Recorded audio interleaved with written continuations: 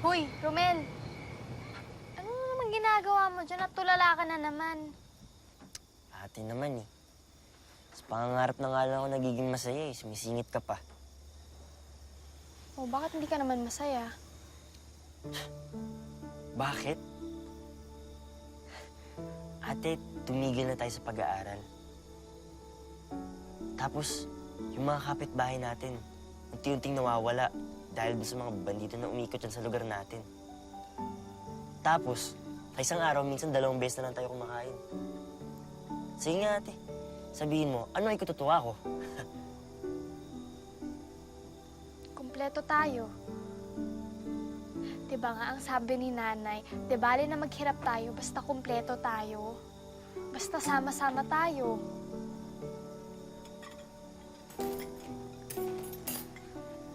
Mukhang naghahanda na yata ng hapunan si nanay. Sige na, bababa na ako. At ikaw naman, sumunod ka ha.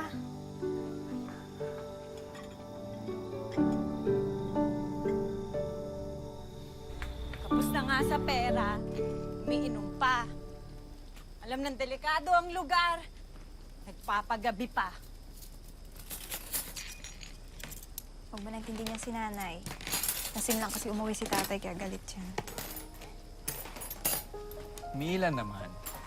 Alam mo naman, birthday, kumpare. Mas gugustuhin ko pang umuwi sa'yo kaysa sumama sa aking mga kaibigan, di ba? Halika na nga dito, kumain na tayo. Halika na, kumain na kayo.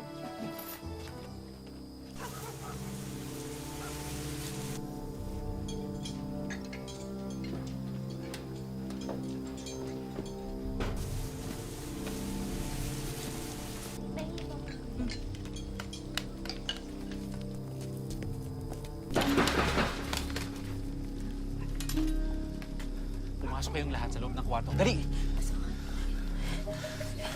Sige. Akong bahala. Kung ano mang problema, lumabas kayo ng bintana. Huwag na huwag kayong lalabas dito. Naintindihan mo, Mila? Oo. Halika na, pumasok na sa loob.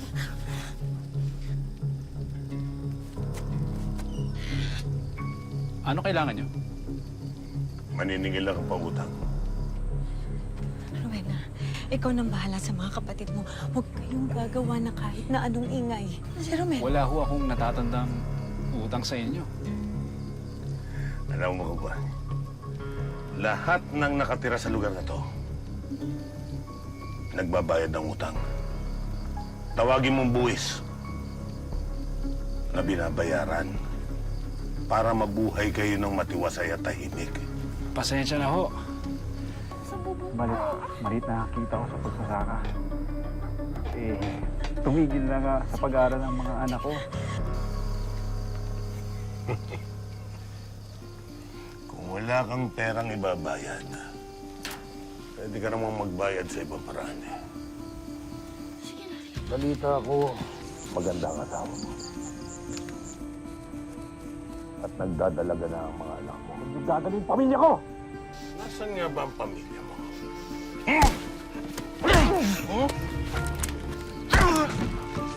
Nathan! Nani!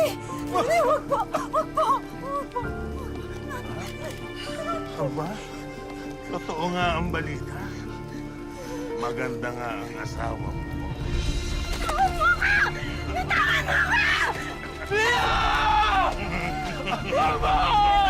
Bitawan mo! Matigas ka! Wala ba ka ba rin ba? Ha? Alam mo kung ano mas masakit? Yung nakikita ang mahal mo sa buhay na nasasaktan.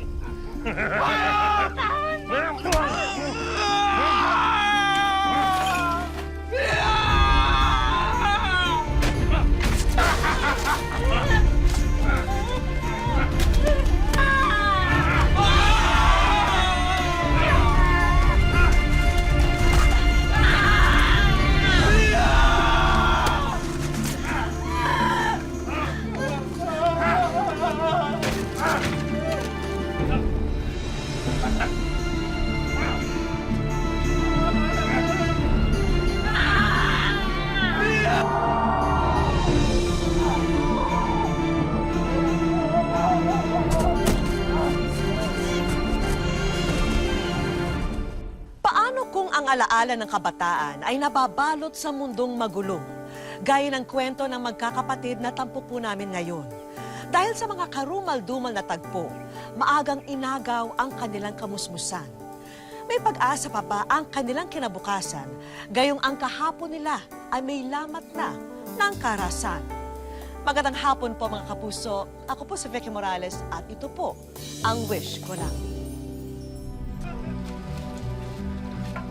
Sa'yo na uli ang asawa mo.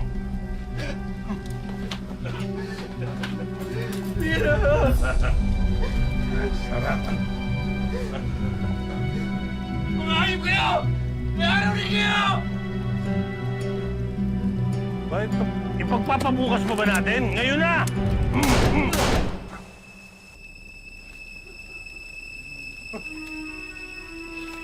Bayad na naman kayo. Kaya na!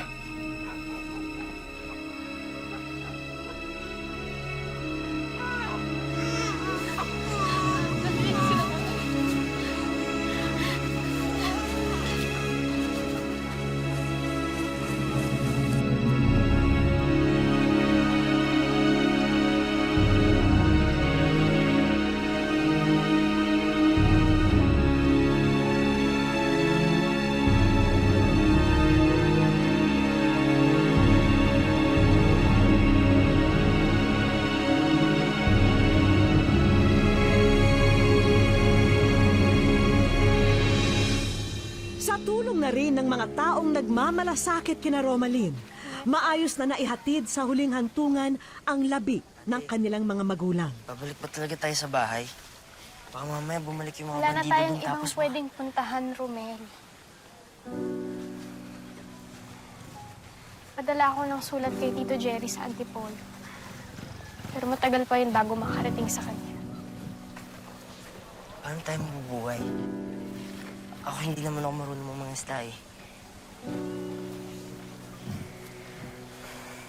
Bahala na. Sa bahay na natin pag-usapan.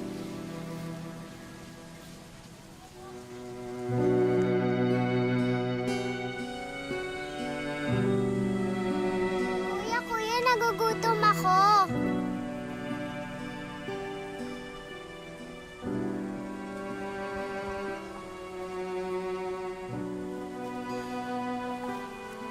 Ate, saan ka pupunta? Ate. Ate, huwag ka naman ganyan. Sa'yo kami binili ni nanay dahil ikaw yung panganay. Ikaw na ngayon ang panganay. Ayoko na! Ate, huwag mo naman kaming iiwan ng mga kapatid mo. Wala na nga si nanay.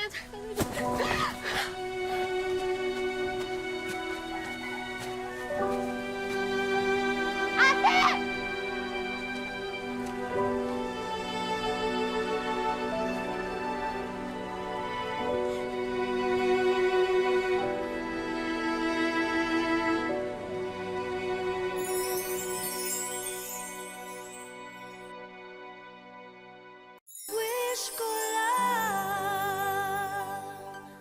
Mahirap ang maulila. Tila parusa palalo kung wala silang maasahang tulong sa iba. Hindi sapat na paghugutan ng lakas ang bawat isa. Lalo pat nararamdaman nila na hanggang ganito na lang ang sitwasyon nilang magkakapatid.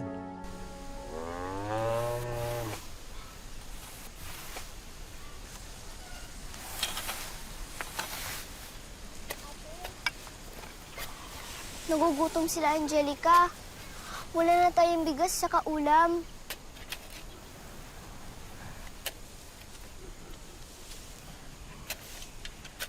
Ang bahala. Punta ako ng bayan, maghahanap ako ng pwede mautangan, ha? Romel, tuloy mo lang yung pagtatanim dito, ha? Ito ka lang, ha?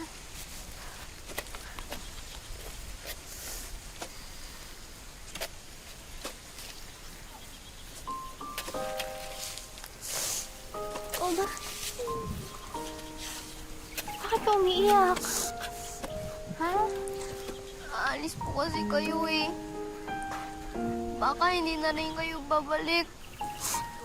Parang si Ate Rowena. Jenny, hindi ko kayo iiwanan. Kahit anong mangyari, kahit saan tayo mapunta, hindi ko kayo iiwanan, ha? Pangako yan, pangako sa inyong lahat.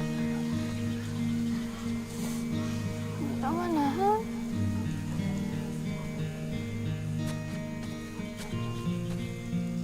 Ate, may paparating oh. Tito Jerry? Tito Jerry!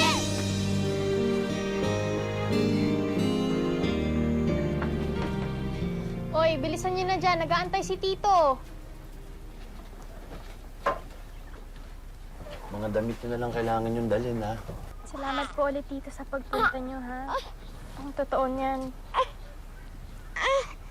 Hindi ko na po alam yung susunod kong gagawin eh. Hindi ko naman kayo kailangan pabayaan. Lalo ngayon, wala na magulang nyo.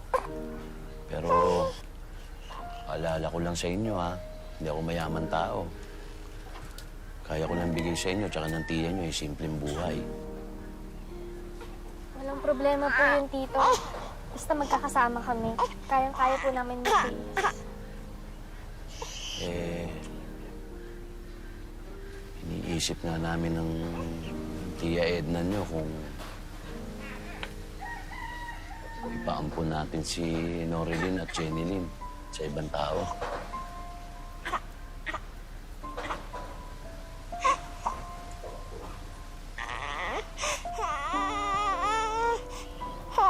Pasensya na po, Tito, pero kung paghihiwalayin niyo lang po kami, hindi na lang po kami sasama sa inyo. Di bali na maghirap na po kami kung sasama-sama kami. Romalie, sige na nga. Wala na mag-iiwa-iwalay. Sama-sama tayo. Doon na kayo lahat titira sa amin. Salamat po, Tito. Natuloy ang pagkupkop kina Romalyn ng kanilang Tito Jerry. Ngunit sa halip na makapagsimula ng panibagong buhay, mistulang nakamarka na kay Romel ang matinding takot sa tuwing naalala ang trahedyang sinapit ng kanilang mga magulang. Pasok nga, Romel. Oh, Edna, ito yung mga bagong anak natin. Si Romel, si Jenilyn, si Bunso, si Norilyn, ang ate nila, si Romalyn at yun, si Angelica. Natutuwa ko makilala kayong lahat. Nakahanda na yung kwarto ninyo sa itaas. Tara, samahan ko kayo. Ano ha?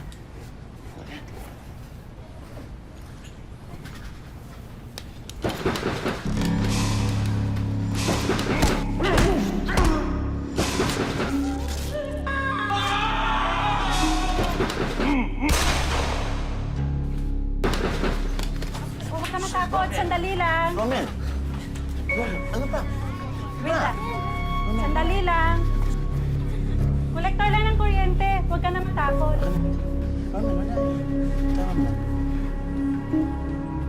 Sige na, bumalik na kayo. Tara na Kasi sa taas. asikasuhin ko yung sa eskwela nyo para ma-transfer ko na kayo. Mag-aaral po kami? Oo na. Papag-aralin niyo po kami? Oo naman. Yay! Sige na. Tara na.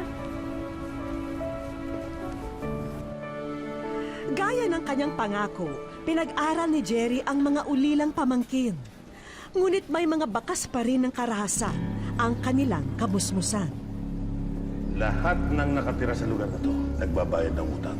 Tawagin mong buwis na binabayaran.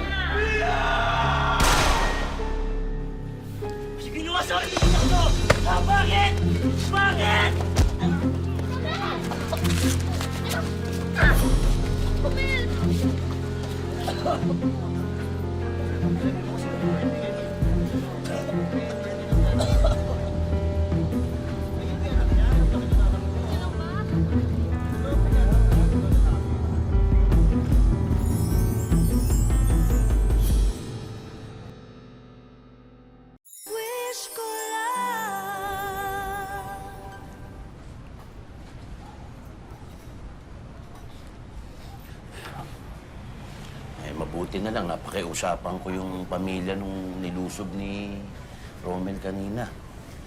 Hindi na raw sila magrereklamo sa barangay, pero sagot pa rin natin yung pagpapagamot. Alam mo, alam ko na dadating at dadating yung panahon na mahihinto sila sa pag-aaral. Kaya nga nalulungkot ako dahil mabibigo ako sa pangako ko kay Romaline. Eh, bukas pa naman ang offer nila kumare sa atin.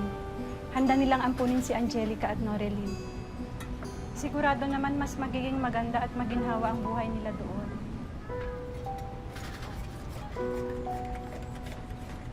Romaline! Romaline!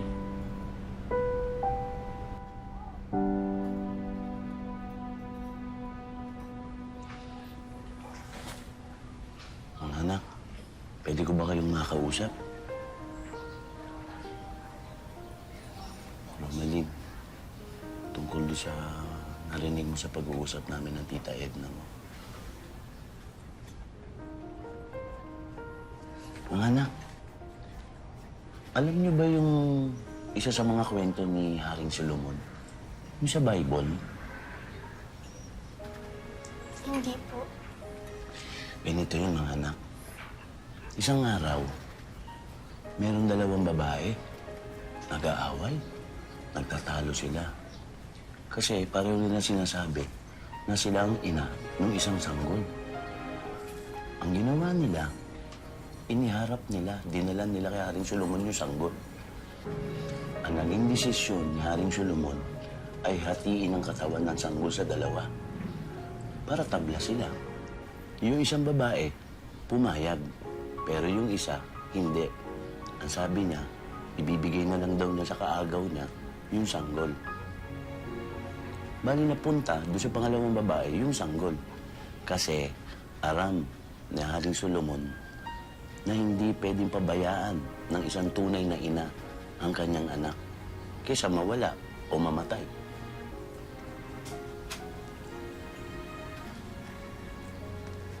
Mas gusto niya na mapunta yung anak niya sa ibang tao. Basta buhay lang yung baby. Maling, naiintindihan mo ba o naunawaan mo yung sinasabi ko?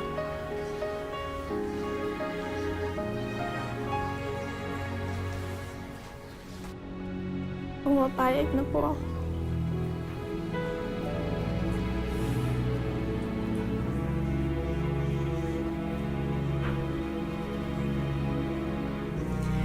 Pumapayag na po ako na ipaampun sila.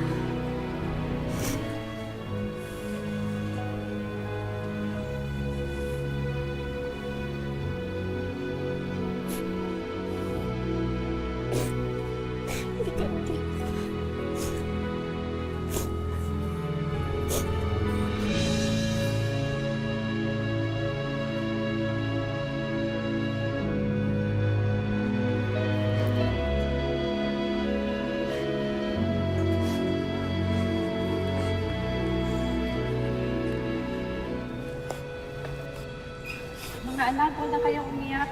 Nangako naman sila na hindi nila ipagkakait sa inyo yung mga kapatid nyo. Pwede nyo naman sila dalawin paminsan-minsan.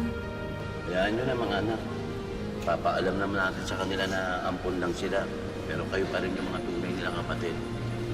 Alam niyo, mahirap man, pero kailangan natin gawin to eh. Sigurado naman ako giginawa ang buhay nila doon.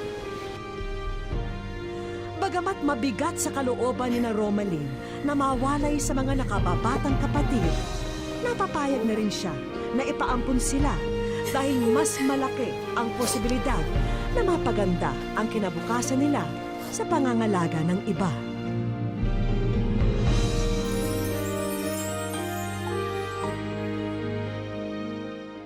Kilala niyo po ako? Oo naman. Sobra po.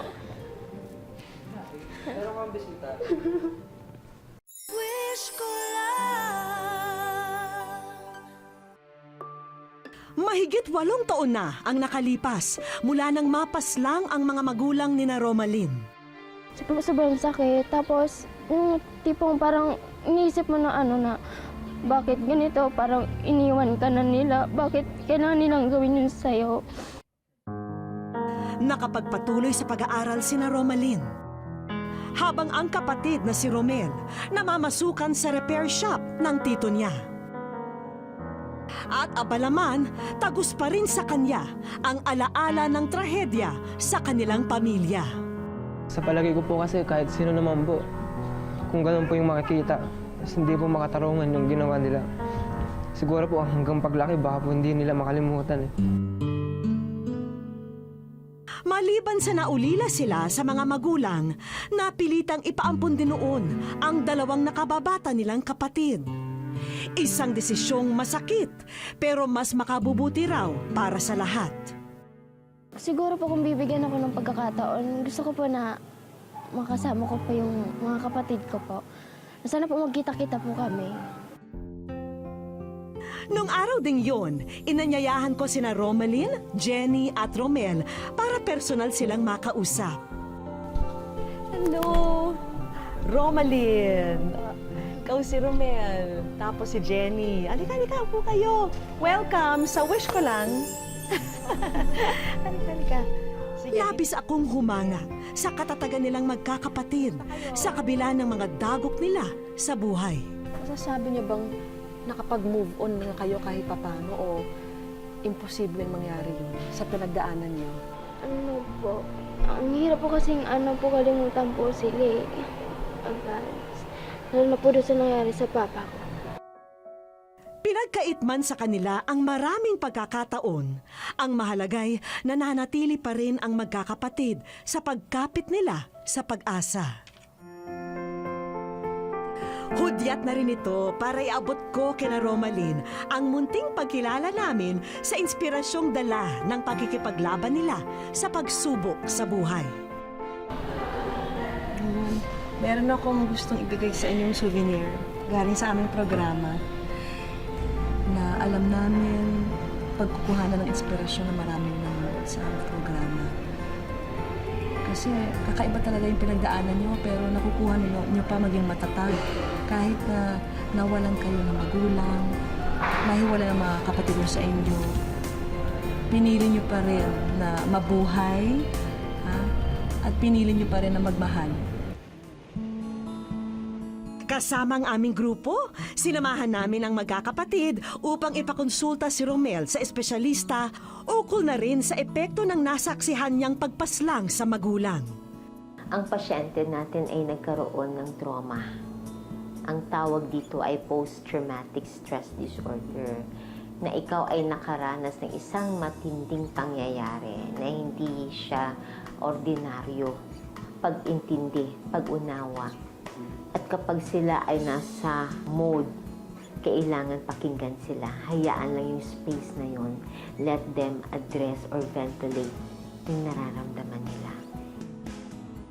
Hangad ni na Romalyn na makapagtapos ng pag-aaral. Kaya naman sa tulong ng isang kaibigan, kami na ang gumawa ng paraan upang maging posible ito para sa kanila. In behalf of STI College, nahahandog namin ang gift of knowledge and sana makatulong ito sa pagtupad ninyo ng inyong mga pangarap. Congratulations! Congratulations! Ito pong binigyan na po para sa amin ng mga kapatid ko. Makatulong po ito sa amin para makatapos. Ayun lang po, maraming salamat po. Pagkatapos ay nagtungo kami sa kainang ito. Ang buong akala ni na Romalyn, andito kami para sa isa lamang munting salo-salo. Hanggang sa isang tinig ang pumukaw sa kanilang atensyon. Hi ate, kamusta na po kayo? Miss you. Kilala niyo po ako? Oo naman. Yung kapatid ko mo kasi nagsalita. Dito ba siya? Gusto mo na ba talaga makikita? Sobra po. Meron kang bisita.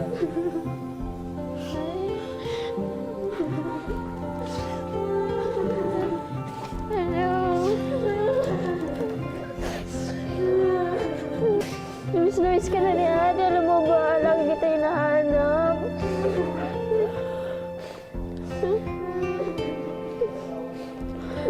Kumusta ka na? Laki-laki mo na.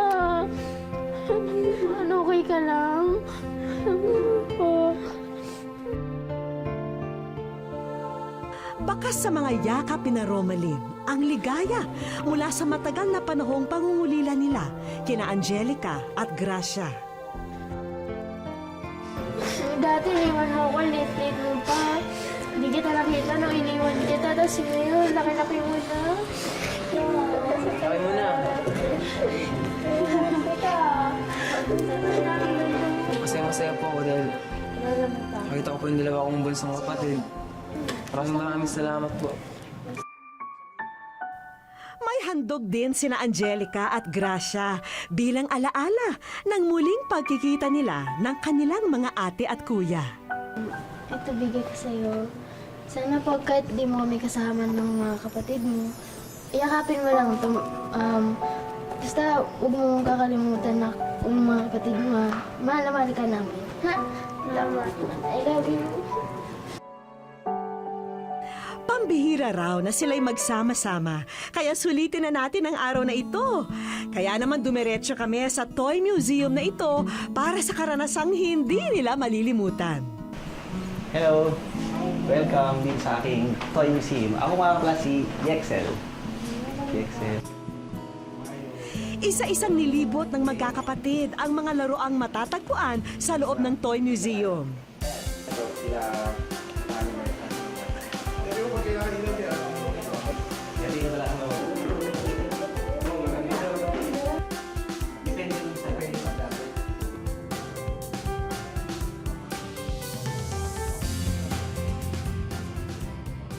Maraming salamat po kasi natupad po yung pangarap ko po na makasama ko nga po yung mga kapatid ko. Ayun po, thank you.